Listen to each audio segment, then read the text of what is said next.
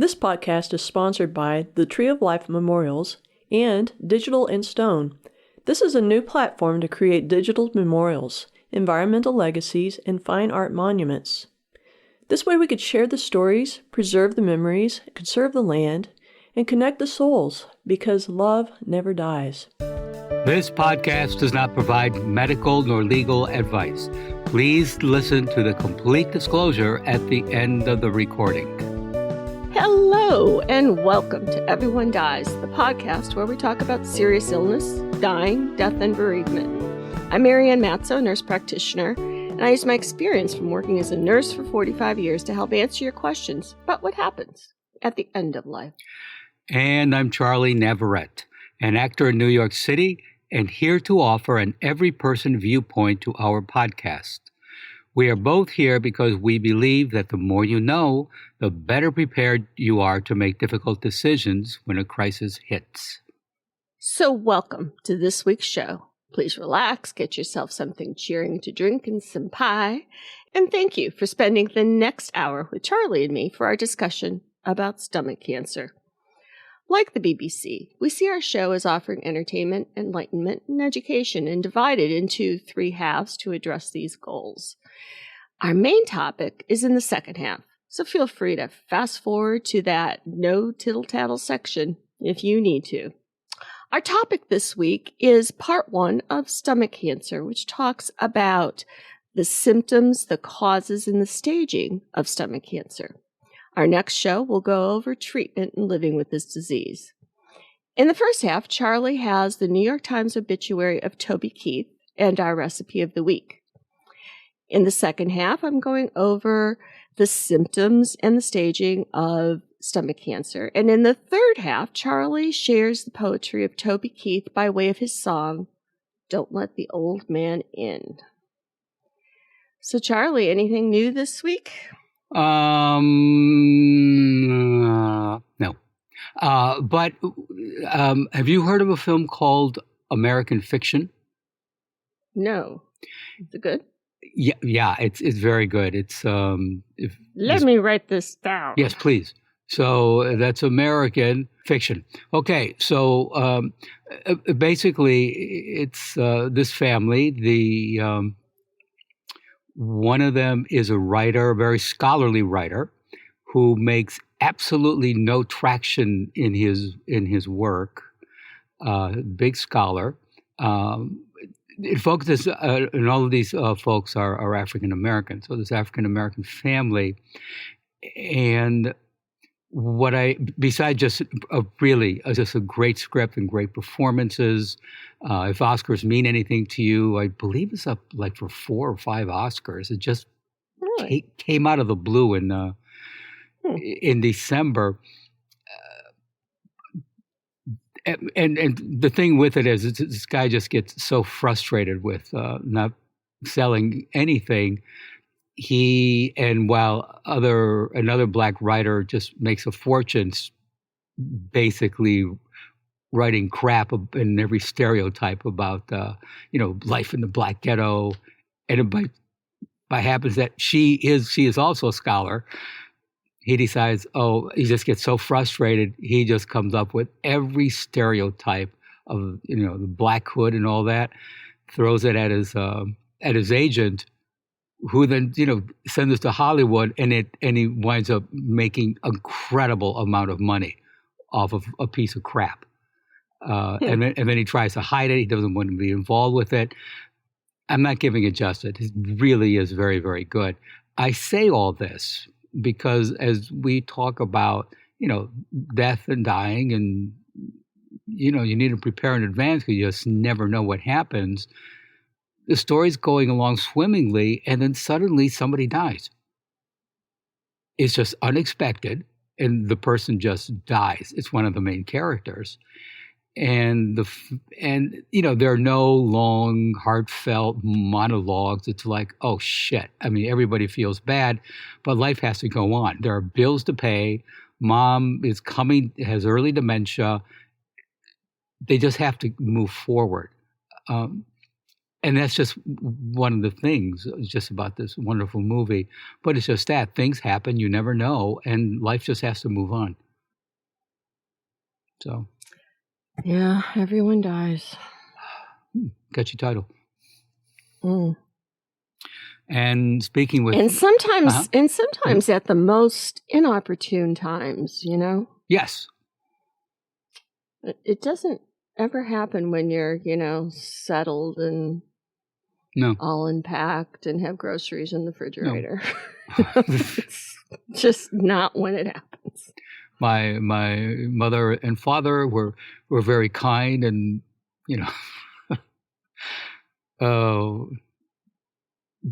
died.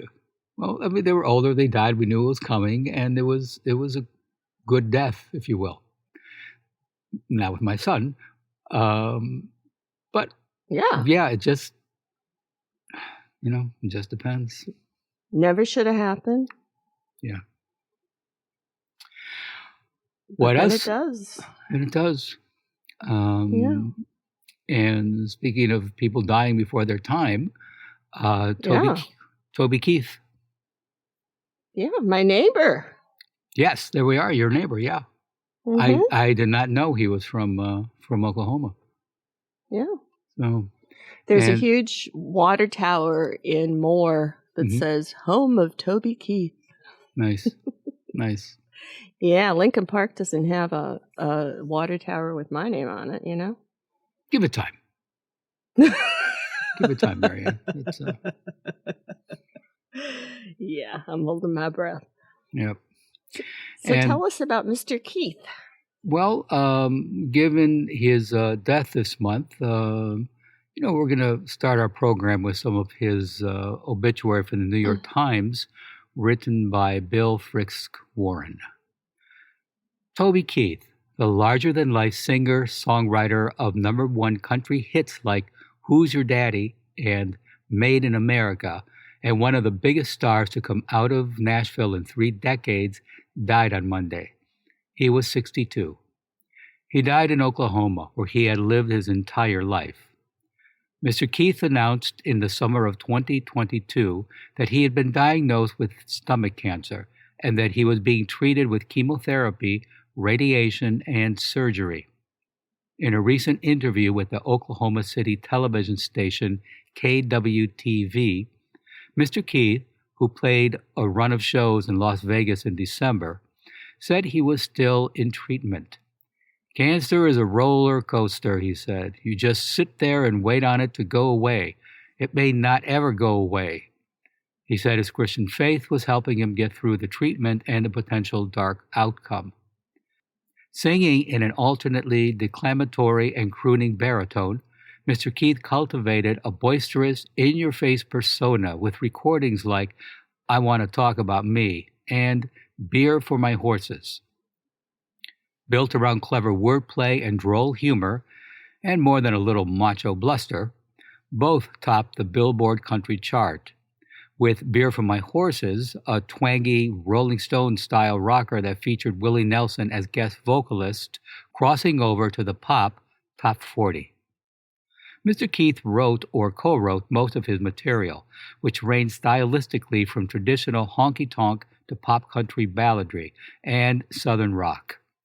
More than 60 of his singles reached the country chart, including 20 #1 hits, and he sold more than 40 million albums worldwide. In 2015, he was inducted into the Songwriters Hall of Fame. Mr. Keith was already in his 30s, having scuffled for years to make it in the music business, when he signed his first record deal in 1993. He had previously worked as a rodeo hand, a roughneck in the Oklahoma oil fields, and a semi-professional football player to support his young family. I didn't take many vacations the first 20 years of my adult life, Mr. Keith said in a 2018 episode of The Big Interview with Dan Rather. At the time, he added, I was just trying to outwork everybody. His vast popularity and blue-collar bona fides notwithstanding, Mr. Keith was often a lightning rod for controversy, especially where politics were concerned. Perhaps the most prominent instance was with courtesy of the Red, White, and Blue, The Angry American, which was both a #1 country single and a pop crossover hit in 2002. Mr. Keith wrote the song in response to both the 9/11 attacks and the death of his father, a disabled veteran who had been killed in an automobile accident that year. Delivered with heartland fervor akin to that of Bob Seger and John Mellencamp, the song's final stanza could be heard as either a patriotic rallying cry or a jingoistic rant, depending on one's point of view. Justice will be served and the battle will rage. This big dog will fight when you rattle his cage. And you'll be sorry that you mess with the US of A, because we'll put a boot in your ass. It's the American way. Amid other backlash, the record triggered a protracted dispute with Natalie Maines, the lead singer of the Dixie Chicks, now the Chicks, who heard the song as the ugliest sort of nationalism, deriding it as ignorant, and taking Mr. Keith to task in interviews and on stage. "I don't apologize for being patriotic," Mr. Keith said in a 2007 interview with Newsday. A particularly winning instance of his contrarian capacity for surprise was his 2003 recording of An Empathetic Rumination. "If I was Jesus, I'd have some friends that were poor," Mr. Keith sang over a lilting Caribbean rhythm to open the song's second stanza. "I'd run around with the wrong crowd. Man, I'd never be bored. Then I'd heal me a blind man, get myself crucified by politicians and preachers who got something to hide." It was enough that Mr. Keith, whose critics dismissed him as a loudmouth bore, rendered these lyrics with self-deprecating understatement and good humor. Especially disarming was his suggestion, in keeping with the tenets of liberation theology, that God takes the side of sinners and outcasts. Inspired by Merle Haggard and other artists of a populist bent, Mr. Keith made music reflecting his roots in the working class, post-Dust Bowl culture of the Southwest. In recognition of this kinship, he was presented with the 2020 Merle Haggard Spirit Award by the Academy of Country Music. Toby Keith Cavell was born on July 8, 1961, in Clinton, Oklahoma, the second of three children of Carolyn Joan Ross Cavell and Herbert K. Cavell Jr. His father worked as a derrick hand in the oil industry. His mother was an aspiring singer who abandoned her musical pursuits to become a homemaker. Mr. Keith grew up primarily in Moore, Oklahoma, a suburb of Oklahoma City. He got his first guitar at age 8 and later spent summers with his grandmother in Fort Smith, Arkansas, doing odd jobs at her supper club and occasionally sitting in with the house band. After graduating from high school, he worked alongside his father in the oil fields, eventually becoming a supervisor. At 20, he and several friends formed a group called the Easy Money Band and started playing in local bars before graduating to the Texas and Oklahoma Roadhouse circuit. Mr. Keith's first foray into the Nashville music scene found him busking on street corners and knocking on doors to no avail along the city's Music Row. It was not until a fan who worked as a flight attendant slipped his demo tape to the producer, Harold Shedden, he secured a contract with Mercury Records. His debut album for the label, titled Toby Keith, produced 4 top 10 country singles and was certified platinum for sales of 1 million copies. In 2005, he founded Show Dog Nashville, an independent label for which he continued to have success, notably a series of alcohol-themed singles like Get My Drink On and Get Drunk and Be Somebody. Red Solo Cup, a country rap number, hit number 1 on the country chart and crossed over to the top 10-20 in 2011. Mr. Keith had acting roles in 2 feature films, Broken Bridges in 2005 and Beer for My Horses, a 2008 movie based on his hit single. He also appeared in television commercials for Ford trucks and established profitable restaurants and clothing ventures. He was heralded on the cover of a 2013 issue of Forbes magazine as country's $500 million man. The accompanying article reported that Mr. Keith's personal wealth exceeded that of both Jay-Z and Beyoncé. Mr. Keith is survived by his mother, his wife of 39 years, Tricia Lucas Keith, two daughters, Shelley Cavell and Crystal Sandebre, a son, Stellan, a sister, Tani, a brother, Tracy, and 4 grandchildren.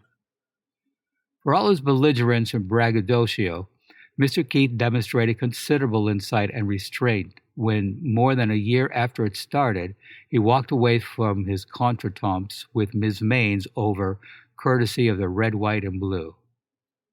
Having previously attacked Ms. Maines, going so far as to project images of her with those of President Saddam Hussein of Iraq on the stage at his concerts, Mr. Keith all but apologized for his role in the conflict in a 2003 interview with CMT.com.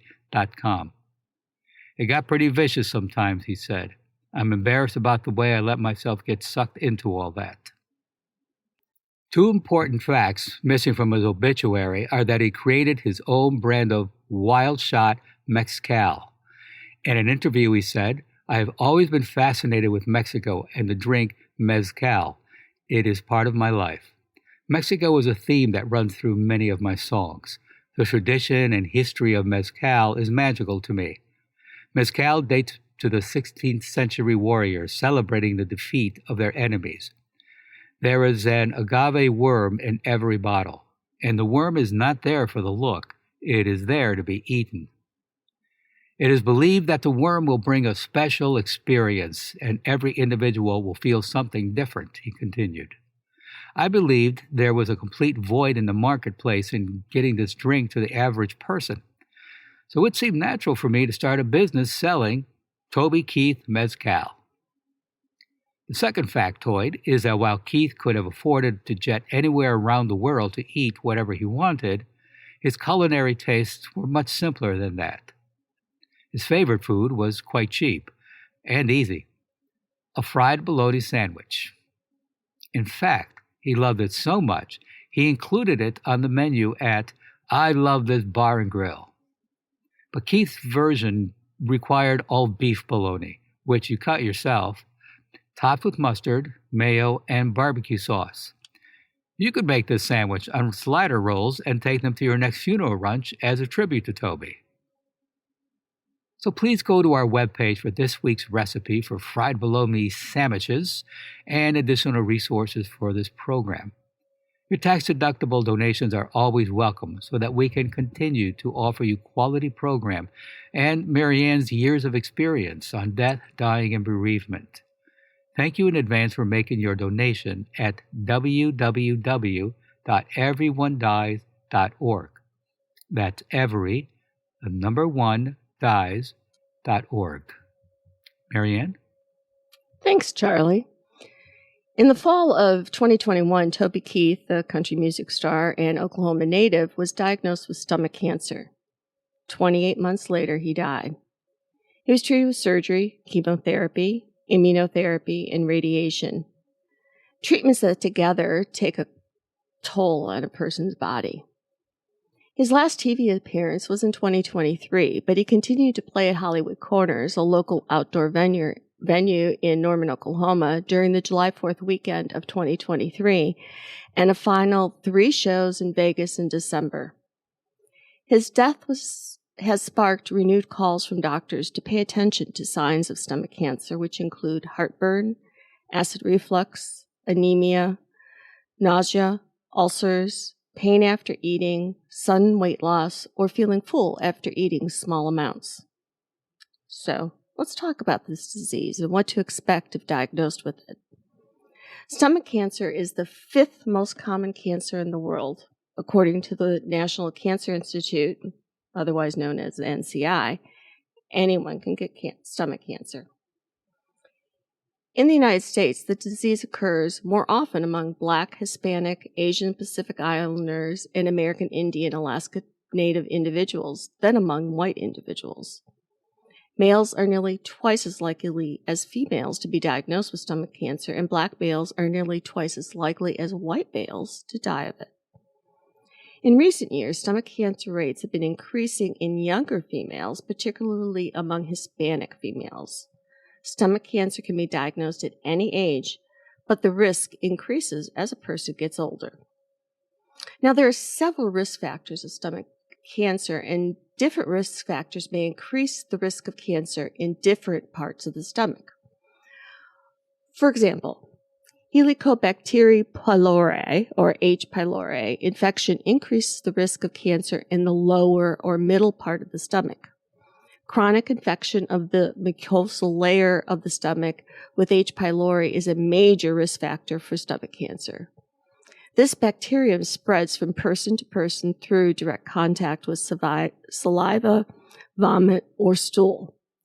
Although many people with chronic H. pylori infections do not have symptoms, some develop stomach ulcers or inflammation of the stomach called atrophic gastritis.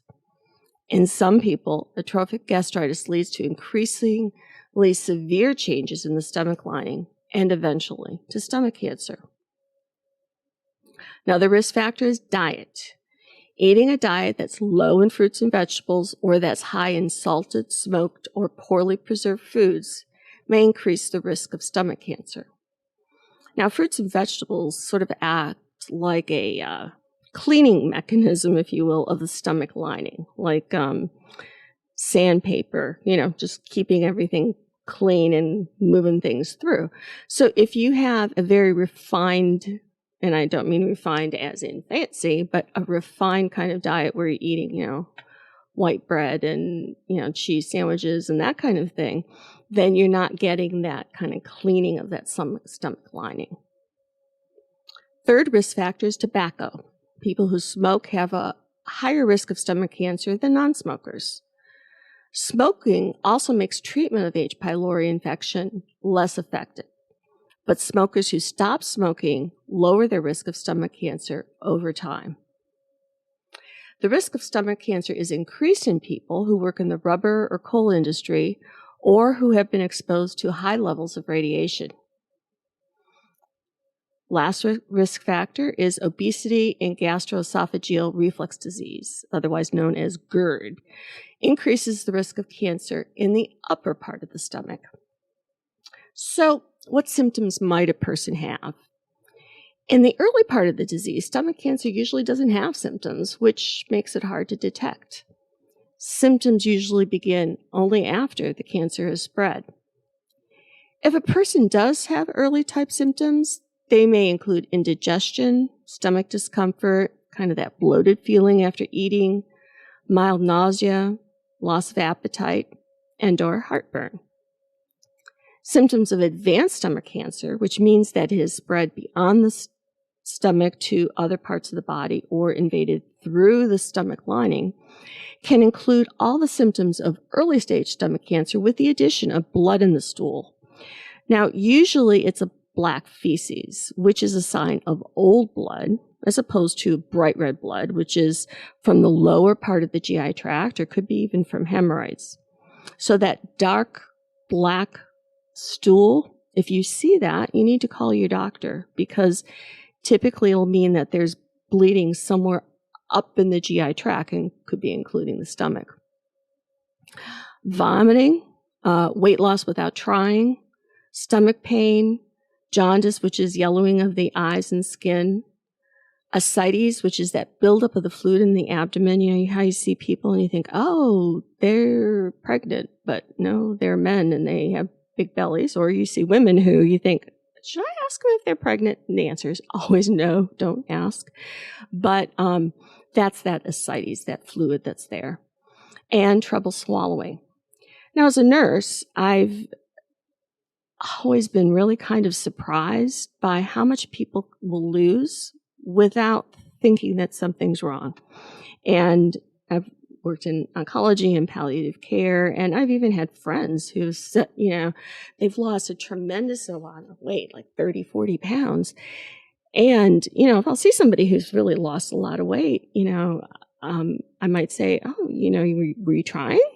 And that's my way of determining is there something wrong or is it something they were trying to do? So if somebody's been, doing Weight Watchers or whatever, then you say, well, okay, they look that way because they're trying to lose weight. But some people will lose a lot of weight and kind of try to ignore it, I think, because they're afraid maybe of what that means, or they don't know enough to know that that means something, and just lose a lot of weight and not think twice about it.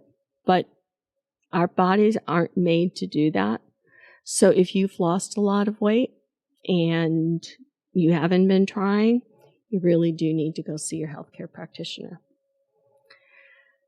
Now, you can have all of these symptoms for other reasons. So if you have the symptoms, don't diagnose yourself. Go to your healthcare practitioner and be evaluated. In the United States, there are no standard or routine screening tests to detect stomach cancer in people at average risk. So you need to know to let your practitioner know that you're having symptoms that need to be evaluated. Ignoring symptoms or pretending that they are not there will not make them go away. I understand it's scary. I've had a lot of patients come in who finally somebody has forced them to come in kicking and screaming to be evaluated. I know how scary that is, but ignoring it only is going to make things more difficult. So how is this diagnosed? When you see your healthcare practitioner, you can expect a physical exam, blood tests to check for a low red blood count, which is the anemia, and to have a stool checked for blood. And usually they'll have you, take a little bit of stool, either from your toilet paper or collect it in other ways. I don't have to go into detail. They'll explain it to you. But they'll put it on a little, card, if you've seen those. And there's a stuff we have in a bottle that you can squirt on it. And if it's blood, it'll react positively. And then we know that that's what that is. Testing that's used to diagnose stomach cancer includes an upper endoscopy with a biopsy. Now, in the show notes, I put in a picture that shows what this test looks like. And you're given some really good drugs to lightly put you to sleep in a thin tube in your mouth and down the throat and into the stomach, where they're able to look at the lining of the stomach and take small tissue samples for evaluation.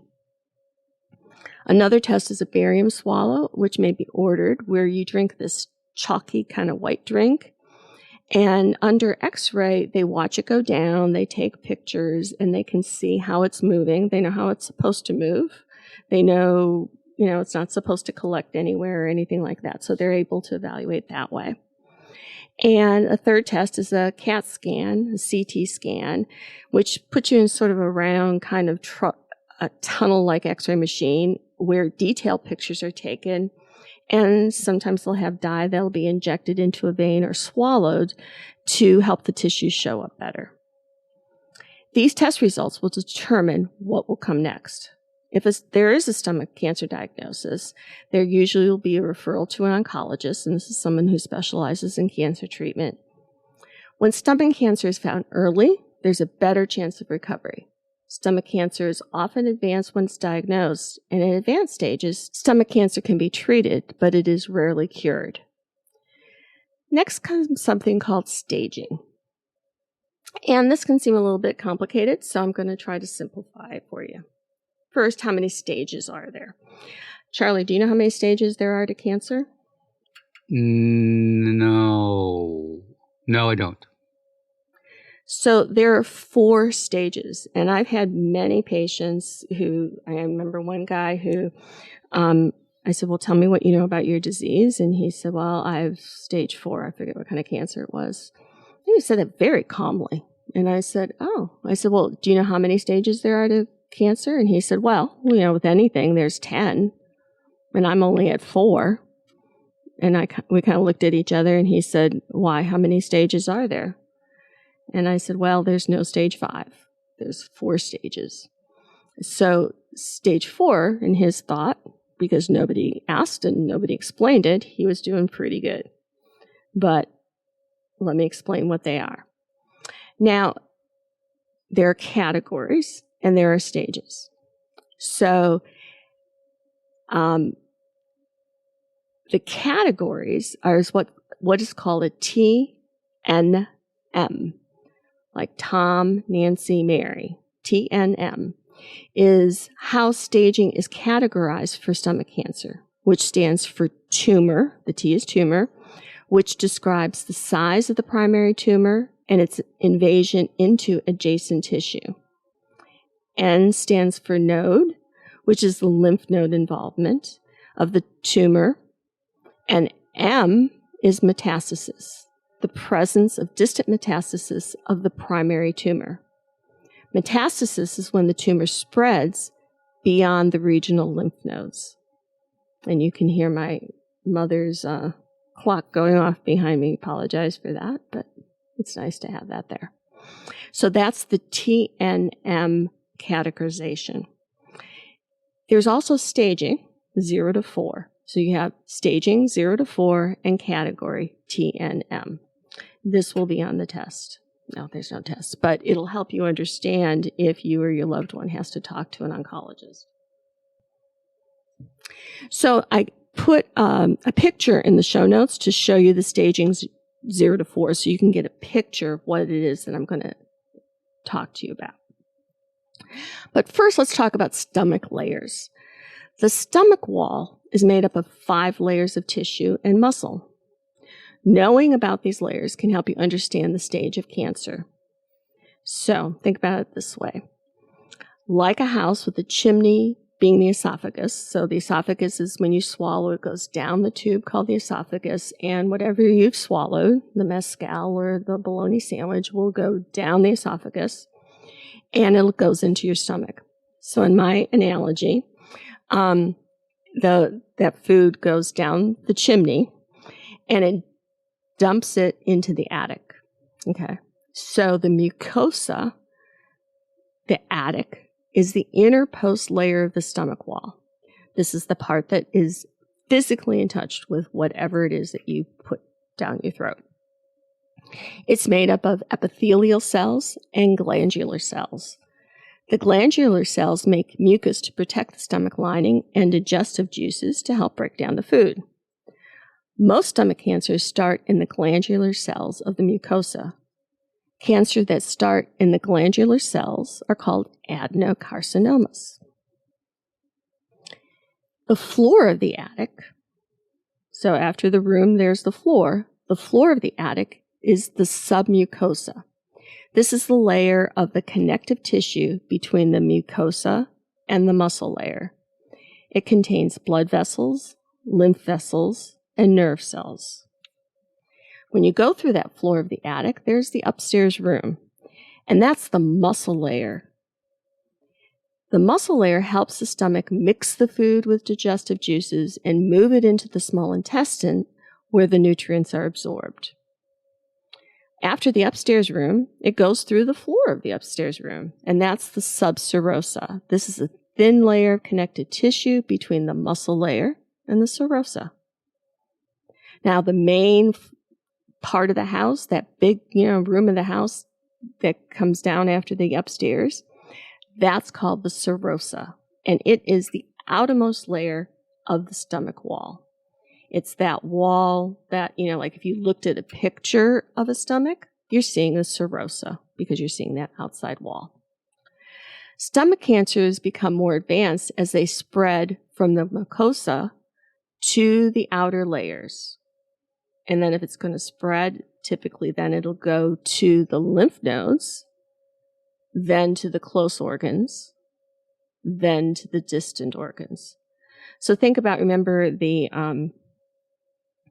flowers, the dandelions that we would pick as kids when they were, the seed, they were all puffy, and you could hold it up and blow it, and all of those little pieces would go flying everywhere. Mm-hmm. Yeah.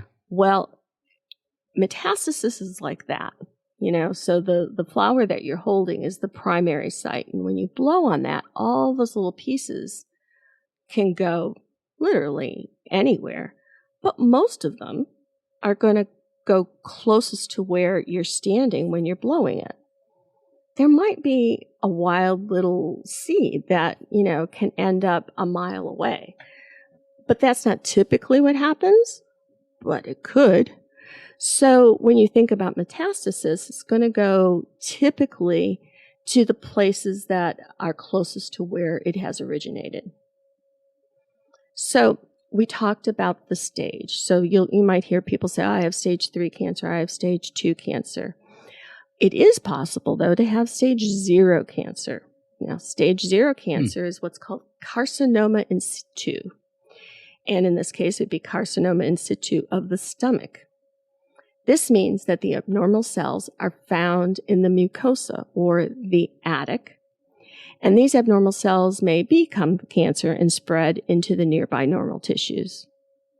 It's also referred to as high-grade dysplasia of the stomach, meaning that there are abnormal cells in the inner lining of the stomach, but they haven't gone anywhere. It would mean that you caught it extremely early, typically without any symptoms. So like for me, a few years ago, I had some really bad kind of sciatic pain that they couldn't figure out. It wasn't sciatica, but it wasn't, like, what is this? And it was killing me. I couldn't walk upstairs or anything. So they sent me for a CAT scan so they could see like what was going on with, my spine and my back and whatever. And the result came back that I had kidney cancer. And it's like, what? And it was carcinoma in situ of the kidney. It was just like a little bump on the outside of my kidney.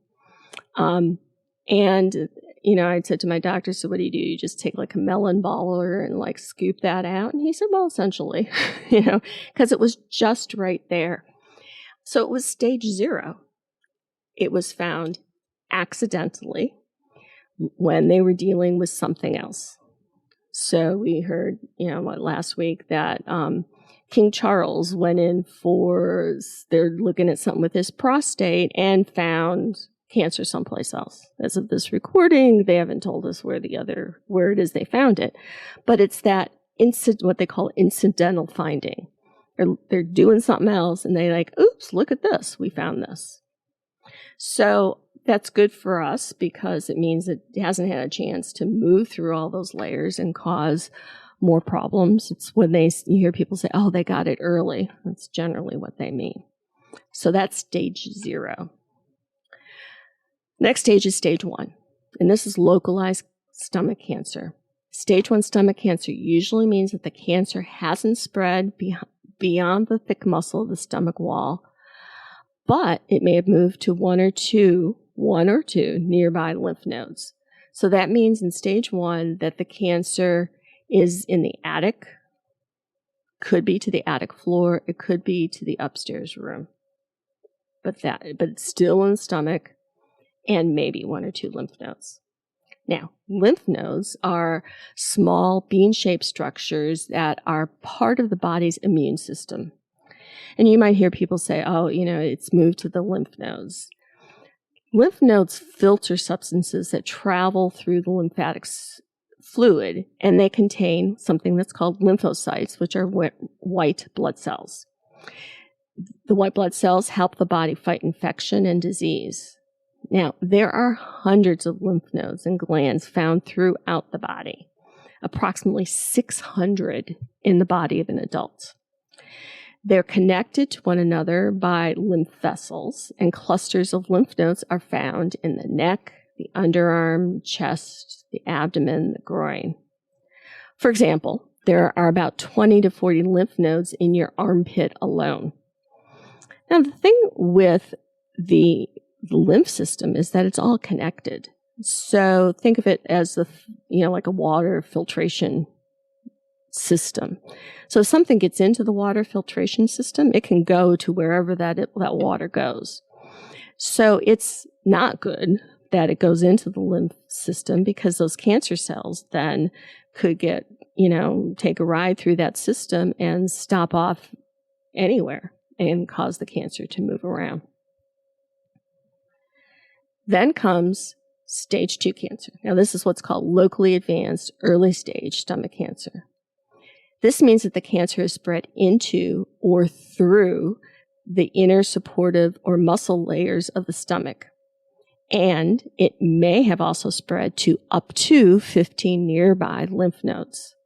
So that means it's in the attic floor, the upstairs room, the floor of the upstairs room, and the main floor of the house. It's moving through the lining of the stomach. Stage 3 is locally advanced cancer, late-stage stomach cancer. Stage 3 stomach cancer means that the cancer has grown into or through the inner supportive muscle or outer layers of the stomach. It may have spread to 16 or more lymph nodes, or the cancer has spread to nearby organs, such as the spleen, the colon, the diaphragm, the pancreas, the abdomen wall, adrenal gland, kidney, or small intestines, or the back of the abdomen. All of those organs are right in the area of the stomach. Then stage 4, metastatic stomach cancer. Stage 4 stomach cancer has spread into nearby organs or body structures, or it has spread to distant body parts, such as the lung, the liver, distant lymph nodes, and the tissue that lines the abdomen wall. Metastatic cancer happens when cancer cells travel through the lymphatic system or blood and form tumors in other parts of the body. The metastatic tumor is the same type of cancer as the primary tumor. So, for example, if stomach cancer spreads to the lung, the cancer cells of the lung are stomach cancer cells. The disease is called metastatic stomach cancer, not lung cancer. So people get confused about this all the time. For example, in ovarian cancer, women will have their ovaries removed. And then if they get metastatic cancer to their brain or to another part, they're told, well, that's your ovarian cancer. And they'll say, no, I don't have any ovaries. I can't have metastatic ovarian cancer. But those cancer cells have stayed in the body. They were inactive. Then they moved around and they went to the brain or wherever it is that they went. And it's not brain cancer, but the cell is an ovarian cancer. Oh. So if it moves, the disease is called metastatic stomach cancer, not lung cancer. So let's talk about prognosis or estimated survival. Doctors estimate stomach cancer prognosis by using statistics collected over many years from people with stomach cancer. One statistic that's commonly used is in making a prognosis is the 5-year relative survival rate. The 5-year relative survival rate tells you what % of people with the same type and stage of stomach cancer that you have are alive 5 years after the cancer was diagnosed, compared with people in the general population. So, for example, the 5-year relative survival rate for stomach cancer is 36%. That means that overall, people diagnosed with stomach cancer are 36% as likely as similar people who do not have stomach cancer to be alive 5 years after diagnosis. The other way to look at this is that at 5 years, 64% of the people diagnosed with stomach cancer will have died as similar people who do not have stomach cancer. So, the 5-year relative survival rates for different stages of cancer are 75% for localized stomach cancer. So that's cancer that's in the stomach only, meaning that 25% would die. It's 35% for regional stomach cancer, cancer that is spread beyond the stomach to the nearby lymph nodes or organs, meaning 65% would die. 5-year survival is 7% for metastatic stomach cancer, cancer that is spread beyond the stomach to a distant part of the body, meaning 93% would die within that 5-year period. Remember, these are statistics. No two people are alike. And if there have been advances in treatment, it will take years to statistically have had that be reflected in the survival rate. So let's say this year we come up with this great new treatment for stomach cancer. And let's say next year, somebody who's diagnosed with stomach cancer. Well, that new treatment that we just found this year is not going to be reflected in 5-year survival rates next year. It's going to take 5 years for you to see that. So it has to be kind of taken with, has there been something new that is eventually going to change the survival? Now, there's more to talk about with stomach cancer. I decided that would be better to put that in a second show to talk about what are the treatments for these different types of cancer. What are the things that you can do? What are the things that you can expect? I figured that it was a pretty big bologna sandwich to kind of swallow all at once, so I decided to break it into 2 parts. But do you have any questions about this part of it, Charlie? No, I'm just taking it all in. Wow. I realize this is something that people might have to listen to more than once to kind of get the whole thing. I mean, I find all the detail you gave fascinating, but yeah, to your point, it's a lot to take in. Mm-hmm. Yeah. And I think this is really the first show that we kind of really delve into cancer, so I can appreciate that. It'll take probably a few listens. And also, just regular checkups. I'm doing that now, more often than before. But yeah, just regular checkups. Just, yeah. People don't. I didn't, for a long time. Just because I always felt fine. But it's like, different friends would tell me, okay, yeah, you're not a spring chicken anymore. Get a damn checkup. So I do, yearly checkups and have everything looked at. Well, things can be found, like I said, things can be found incidentally. Yeah, exactly. Yeah. And when I was going through this surgery and all of that for the kidney cancer, I kept saying, yes, but I still have that pain. It's like, okay, we're going to deal with the kidney cancer. You're going to still have a pain in, your sciatic nerve. We'll deal with that in a few years. It was like, so it was like insult to injury or whatever the saying is. Yeah. Okay. Well, I look forward to next week then when, with the rest of it. But that's a lot to take in. Yeah, it is. Yeah. In our third half, originally written in 2018, the song Don't Let the Old Man In was performed live at the 2023 People's Choice of Country Awards and went to number 1. The song was originally written by Keith after he was inspired by a conversation he had with Clint Eastwood. Both Keith and Eastwood were golfing together at a tournament, and Eastwood told Keith he was soon going to start shooting a movie, The Mule, with the first day of filming happening to be Eastwood's 88th birthday.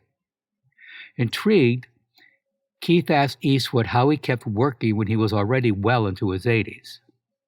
He said, I just get up every morning and go out, and I don't let the old man in. And Keith thought, I'm writing that. Keith didn't write Don't Let the Old Man In to be part of The Mule, but as soon as Eastwood heard it, he knew he wanted it in the film. He said, I've got a spot in the movie and I'm putting it in there, Keith remembered Eastwood telling him. And then Warner Brothers called, asking that I read the script before I wrote this song because it fits perfectly. Our show notes gives you the link to Toby Keith singing this song. And here are the lyrics. And before you give the lyrics, if you look at that video, this was after his cancer diagnosis and he had lost a lot of weight. Toby Keith was a big guy. And they have a shot of him, and I think probably only a nurse would notice this, but they have a shot of him like walking onto the stage from behind. And his pants are really, really baggy. Like he didn't stop to think about how his jeans were going to fit. I don't know what the whole situation was, but this is my imagination. But his pants are extremely baggy. And they look like what I would see with people coming into the cancer center for treatment is, these are my clothes, but they sure the heck don't fit me anymore, Yeah.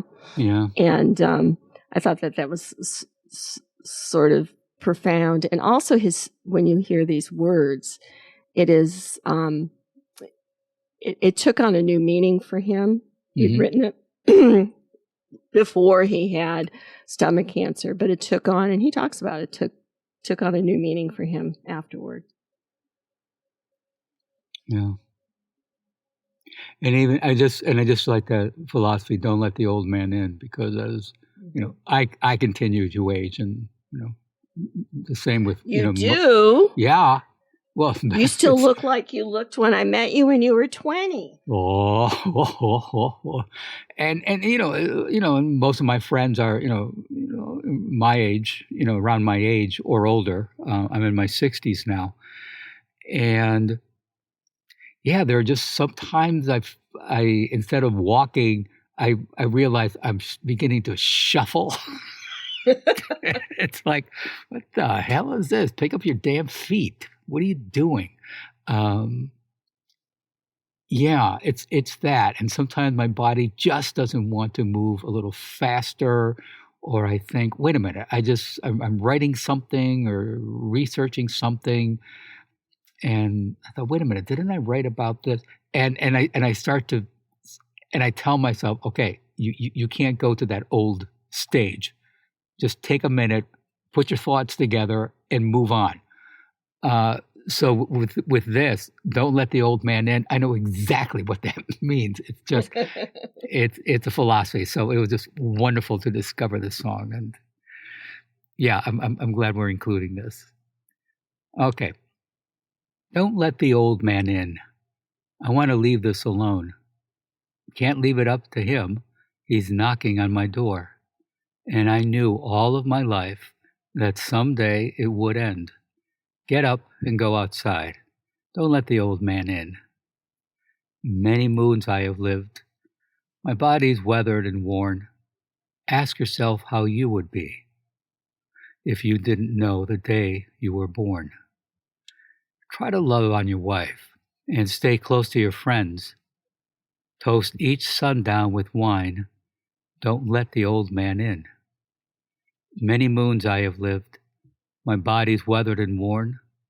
Ask yourself how you would be if you didn't know the day you were born. When he rides up on his horse and you feel that cold, bitter wind, look out your window and smile. Don't let the old man in. Look out your window and smile. Don't let the old man in. I love that. That's great. It's a wonderful philosophy. And a wonderful... Willie Nelson covers this song, and he does wonderful with it too. Oh, yeah. Okay. Yeah. And with that, thank you for listening. And please stay tuned for the continuing saga of Everyone Dies. This is Charlie Navarrete. And from author Laurie Halsey Anderson, when people don't express themselves, they die one piece at a time. And I'm Marianne Matzo, and we'll see you next week. Remember, every day is a gift.